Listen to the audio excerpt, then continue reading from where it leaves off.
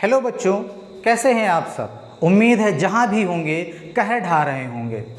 हम लोग पिछली क्लास में पढ़ना शुरू किए हैं कक्षा 10 यूपी बोर्ड अध्याय 1, जिसका नाम है रासायनिक अभिक्रिया एवं समीकरण नामक अध्याय से। हम लोगों ने पिछली क्लास में कुछ टॉपिक्स पढ़े थे। इसके 2 मिनट हम पहले उन टॉपिकों का रिवीजन कर सकते हैं। हम लोगों ने सबसे पहले शुरू किया था इसके परिचय से लेकर। परिचय में हम लोग पढ़े थे कि हमारे आसपास जितने भी वस्तुएं पाई जा रही हैं उनमें लगातार किसी न किसी प्रकार से परिवर्तन होता रहता है। जैसे हम लोगों ने पढ़ा था दूध का खट्टा होना, फलों का पकना, दूध का दही में बदलना, लोहे में जंग लगना। और हमने फिर इन सभी परिवर्तनों को 2 भागों में बांटा था, भौतिक परिवर्तन और रासायनिक परिवर्तन। फिर हम लोगों ने एक एक परिवर्तन के बारे में अध्ययन किया। सबसे पहला हम लोग पढ़े थे भौतिक परिवर्तन यानी फिजिकल चेंज। इसमें हम लोग पढ़े थे कि हमारे आसपास जितने भी परिवर्तन हो रहे हैं, ऐसे परिवर्तन जिनमें सिर्फ पदार्थों की अवस्थाओं में परिवर्तन हो रहा है, वो भौतिक परिवर्तन कहलाते हैं। भौतिक परिवर्तन में हम लोग पढ़े थे यह परिवर्तन अस्थायी होता है या इस परिवर्तन के फलस्वरूप भाग लेने वाले पदार्थ अगर कारण हटा लिया जाए तो पुनः अपनी मूल अवस्था में वापस आ जाते हैं। इसके हम कुछ उदाहरण पढ़े थे। उदाहरण में जैसे पढ़ा गया था हम लोग चीनी या नमक का जल में घुलना, पदार्थों का पिघलना। यहाँ पर हम लोग पढ़े थे कि पदार्थों का पिघलना भौतिक परिवर्तन होता है, लेकिन पदार्थों का जलना रासायनिक परिवर्तन होता है। फिर हम लोग पढ़े थे कार्बन डाइऑक्साइड गैस से शुष्क बर्फ का बनना। शुष्क बर्फ क्या होता है? शुष्क बर्फ कुछ नहीं, ठोस कार्बन डाइऑक्साइड ही है। अगला हम लोग पढ़े थे जल से बर्फ का बनना, विद्युत बल्ब का प्रकाशित होना। फिर हमने आगे पढ़ा था रासायनिक परिवर्तन के बारे में। रासायनिक परिवर्तन यानी केमिकल चेंज।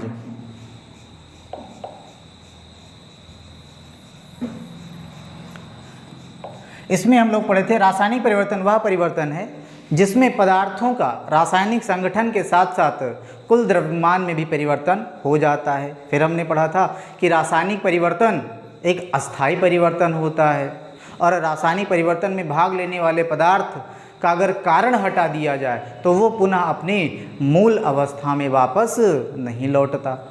फिर हमने इसके उदाहरण का जिक्र किया था, जैसे दूध का दही में बदलना, जैसे फलों का पकना, जैसे लोहे में जंग लगना और जैसे पदार्थों का जलना। फिर आगे हम लोग जिक्र किए थे कि रासायनिक परिवर्तन अगर हो रहा है तो उसको हम कैसे बता सकते हैं, कैसे दर्शाया जाता है। हमारे आसपास जितने भी रासायनिक परिवर्तन होते हैं उनको रासायनिक अभिक्रिया के द्वारा पूरा किया जाता है और जितनी भी रासायनिक अभिक्रिया होती हैं उन्हें हम रासायनिक समीकरण के द्वारा दर्शाते हैं। सबसे पहले हम लोग बात किए थे रासायनिक अभिक्रिया क्या है।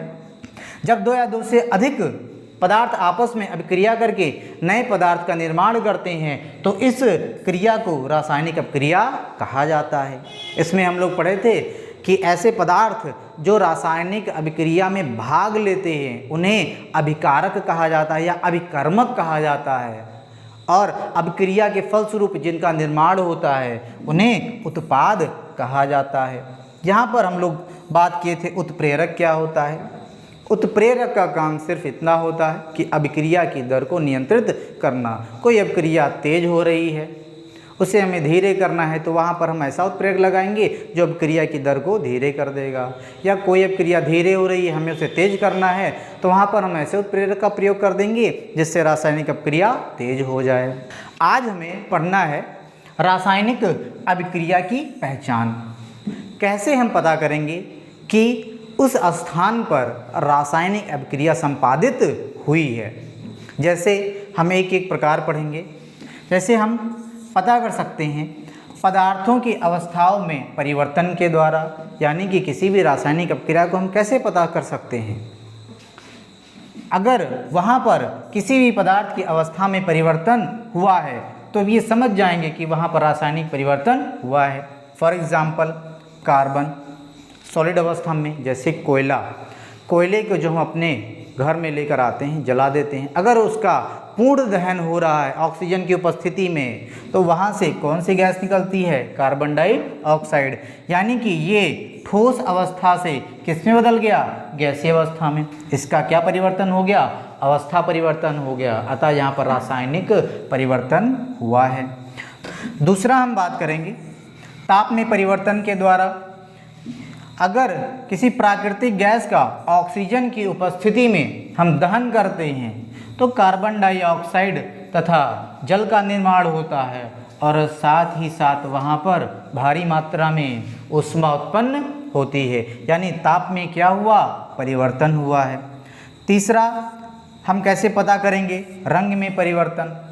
यानी कि ऐसे स्थान पर जहाँ पर रासायनिक अभिक्रिया हुई है, अगर रंग में परिवर्तन हो गया है तो हम ये समझ जाएंगे कि वहाँ पर रासायनिक परिवर्तन हुआ है। जैसे कॉपर सल्फेट के विलयन में अगर आयरन डाल दिया जाए तो कॉपर सल्फेट का जो नीला रंग है वो किस में बदल जाएगा? हरे रंग में बदल जाएगा। क्यों? क्योंकि वहाँ पर किसका फॉर्मेशन हो चुका है? फेरस सल्फेट का। और कॉपर क्या हो जाता है? अलग हो जाता है। ये आगे हम लोग पढ़ेंगे अभिक्रिया के प्रकार में, विस्थापन अभिक्रिया में हम लोग इसे पढ़ेंगे। अगला है गैसों के निष्कर्षण के द्वारा। अगर अभिक्रिया हुई है, वहाँ पर कोई गैस निकल रही है, तो अलग अलग परीक्षणों के द्वारा हम ये समझ जाते हैं कि वहाँ पर रासायनिक परिवर्तन हुआ है। जैसे किसी भी धातु पर, किसी भी सक्रिय धातु पर अगर अम्ल डाल दिया जाए या अम्ल से अभिक्रिया करा दिया जाए तो वहाँ पर कौन सी गैस निकलती है? हाइड्रोजन गैस निकलती है। हाइड्रोजन गैस का परीक्षण एनसीईआरटी में दिया हुआ है। पॉप साउंड परीक्षण, यानी जब ऑक्सीजन गैस जलती है तो फट फट की आवाज़ के साथ जलती है। यही हाइड्रोजन गैस का परीक्षण है।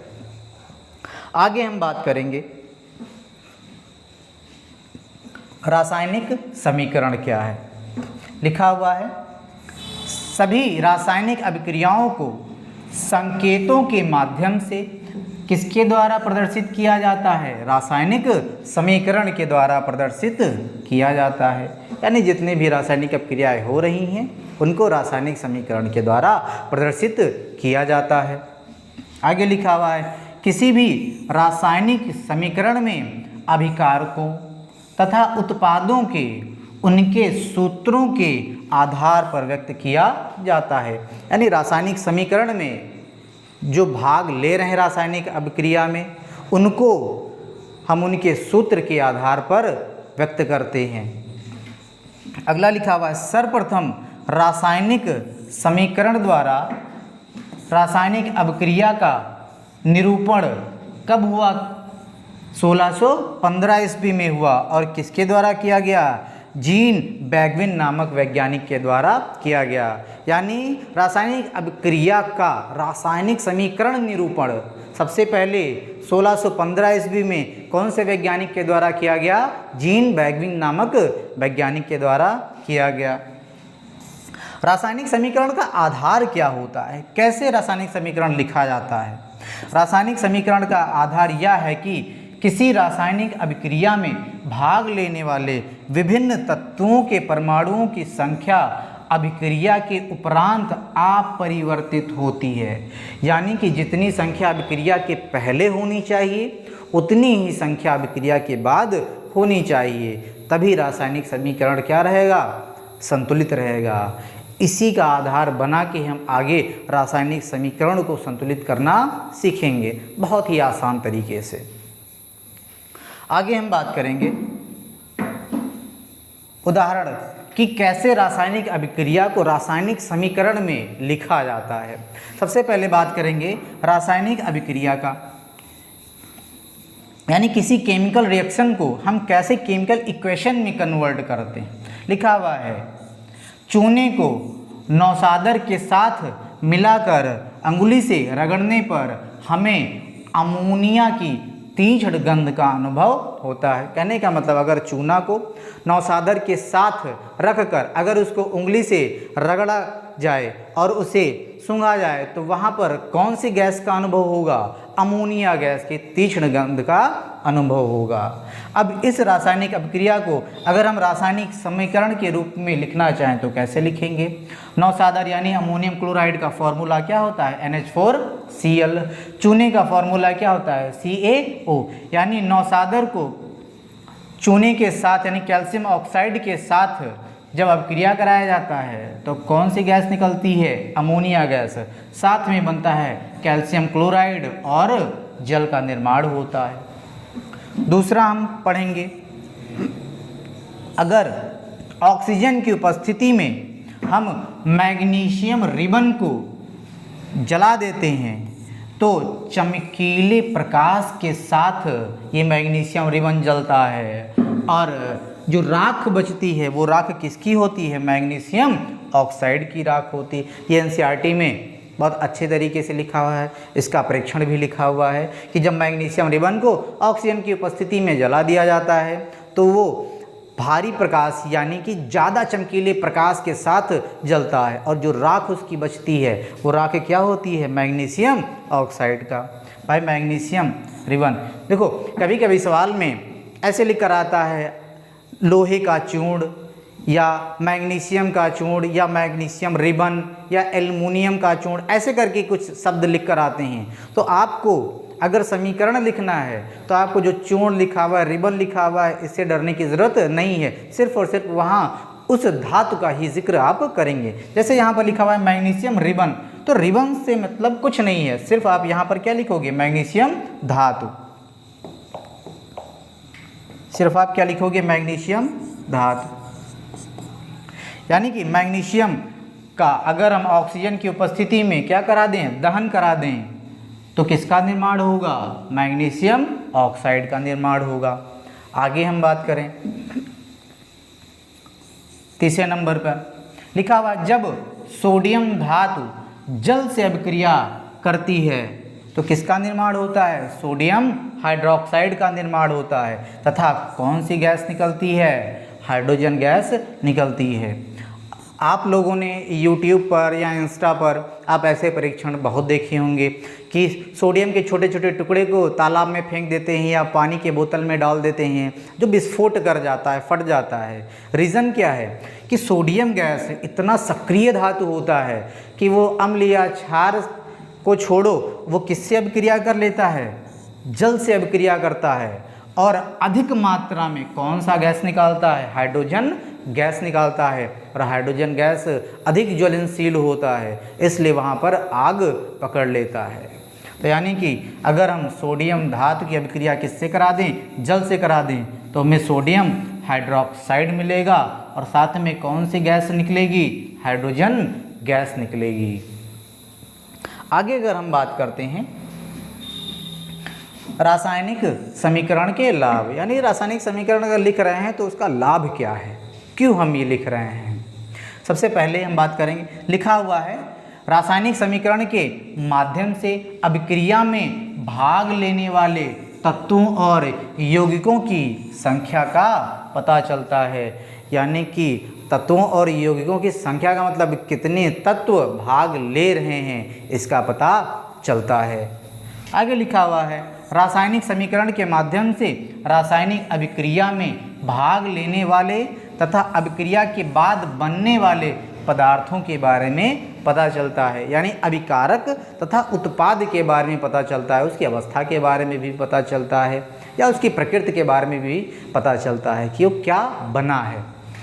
आगे बात करेंगे रासायनिक अभिक्रिया के फलस्वरूप यदि किसी गैसीय उत्पादन का निर्माण हुआ या यदि किसी गैसीय उत्पाद का निर्माण हुआ है तो उसके आयतन का भी पता रासायनिक समीकरण के माध्यम से लगाया जा सकता है। जैसे अभी हमने सोडियम धातु का जल से अभिक्रिया कराया था, हाइड्रोजन गैस का निर्माण हुआ था। अब उस हाइड्रोजन गैस का आयतन यानी कि वो कितना बना है उसका पता हम रासायनिक समीकरण के माध्यम से कर सकते हैं।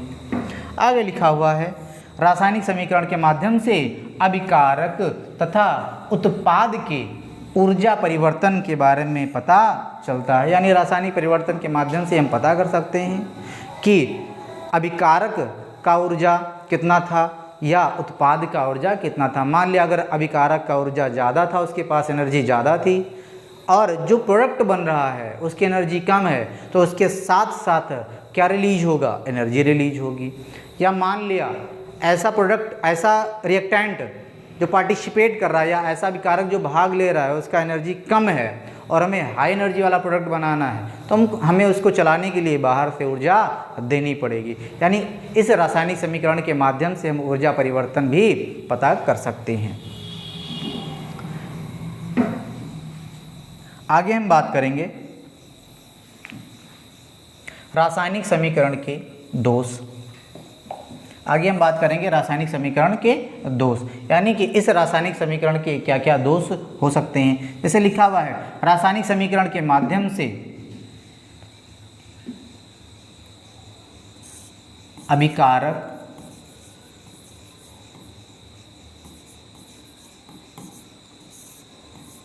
अभिकारकों तथा उत्पादों के भौतिक अवस्थाओं के बारे में पता नहीं चल पाता। यानी रासायनिक समीकरण के माध्यम से हम ये नहीं पता कर पाते कि कौन सा अभिकारक या कौन सा उत्पाद किस अवस्था में है, गैसीय अवस्था में है या ठोस अवस्था में है या द्रव अवस्था में है।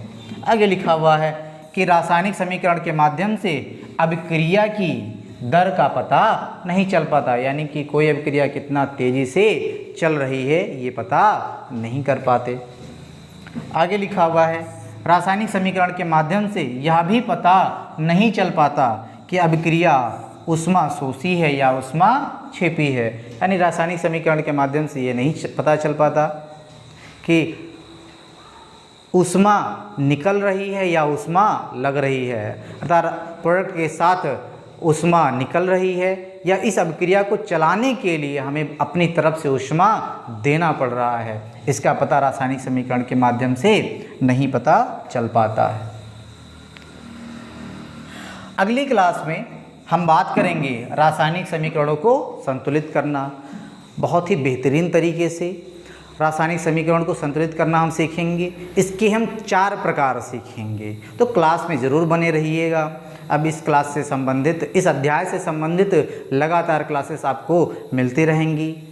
आप चाहें तो अपना नोट्स बना सकते हैं। ये एनसीईआरटी तथा एनसीईआरटी से थोड़ा सा हट के टॉपिक जो आपको ज़रूरी है, जो आपके बोर्ड में आप मदद करेगा, हमने कुछ यहाँ पर टॉपिक्स ऐड किए हैं, तो चाहें आप इसको अपने नोट्स में नोट डाउन कर सकते हैं। मिलते हैं अगले वीडियो में, तब तक के लिए बेस्ट ऑफ लक।